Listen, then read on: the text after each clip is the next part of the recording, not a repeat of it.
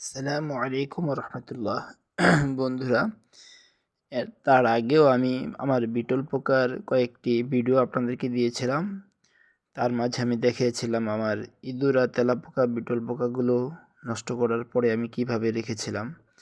তারই এখানে একটি কিছু নমুনা। আমি ছোট ছোট বোতলগুলোকে অর্ধেক করে কেটে নিচের অংশ নিচে রেখে উপরের অংশকে এভাবে উপর করে দিয়ে ভিতরে পোকাগুলো রেখেছি, যাতে কোনো উপরে দিয়ে যাতে কোনো কিছু আক্রমণ করে ভিতরের পোকাটাকে নষ্ট করতে না পারে। দেখেন, ওই যে নিচের অংশটা নিচে খালা আছে এবং ভিতরে পোকা আছে। আমি উপরের অংশটা সরিয়ে আমি দেখাবো যে ভিতরে পোকা আছে, কি অবস্থায় আছে। আর কিছু কিছু তো পোকা মাদার হয়ে গেছে, মাথার থেকে সম্পূর্ণ বিটলে রূপান্তরিত হয়েছে, সেগুলো দেখাবো। ধীরে ধীরে আমরা এখনও কিছু পোকা রয়ে গেছে যেগুলো এখনও মাদারে পরিপূর্ণ হয়নি, সেগুলো এখন দেখাচ্ছি। এই যে দেখতে পাচ্ছেন, এই পোকাগুলো এখনও মাদারে রূপান্তরিত হয়নি, এখনও পোকাগুলো বিটলে রয়ে গেছে। এই যে পোকা লড়াচড়া করে এখনও। এই যে আরেকটি পোকা এখানে রয়ে গেছে, এরা এখনও মাদারে রূপান্তরিত হয়নি। এই পোকাগুলো এই অবস্থা থেকে কি অবস্থায় রূপান্তরিত হয় আমরা এখন সেটা দেখব। অন্য আরেকটি বক্সে আমি এখান থেকে রূপান্তরিত হওয়ার পরে আমি অন্য আরেকটি বক্সের স্থানান্তরিত স্থান পরিবর্তন করি। ওই স্থান পরিবর্তন করে কোথায় রেখেছি এখন সেটা দেখাবো।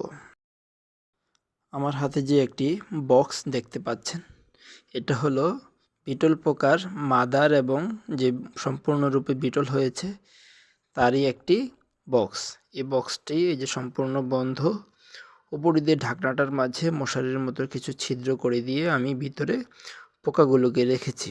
তার মূল কারণ হলো এই পোকাগুলোকে ওই যে আমার ইঁদুর অথবা তেলাপোকা নষ্ট করে ফেলেছিল তার আগে। তো এই কারণে তাদের হাত থেকে রক্ষা করার জন্য এই সিস্টেমে আমাকে পোকাগুলোকে রাখতে হয়েছে, যে উপর দিয়ে সম্পূর্ণ ঢাকনা বন্ধ করে মশারির মতো ছিদ্র করে দিয়ে আমি পোকাগুলোকে রেখেছি। এখন দেখব ভিতরে পোকাগুলো কি অবস্থায় আছে।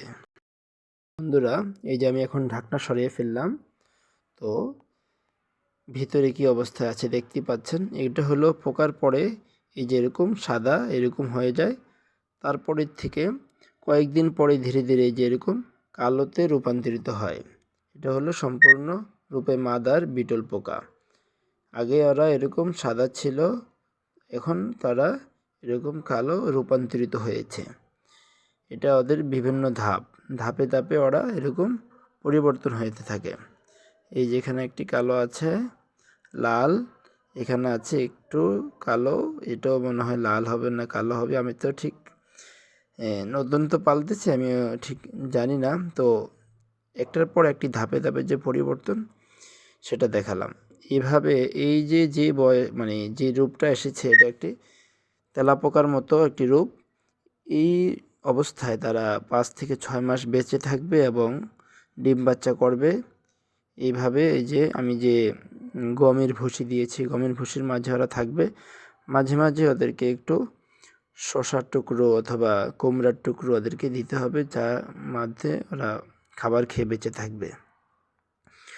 তো বন্ধুরা, আশা করি ভিডিওর মাধ্যমে অনেক কিছু দেখতে পেয়েছেন, শিখতে পেরেছেন। ধন্যবাদ। আপনারা যদি পালতে চান পালতে পারেন। এই পোকাগুলোর লার্ভা ছোট ছোট বাচ্চা যখন থাকে ওটা হাঁস মুরগি মাছের জন্য ভিটামিনযুক্ত একটি খাবার, খুবই ভালো, কোনো সমস্যা নেই এবং এটা পালন করাও খুবই সহজ। ধন্যবাদ। আসসালামু আলাইকুম রহমতুল্লাহ।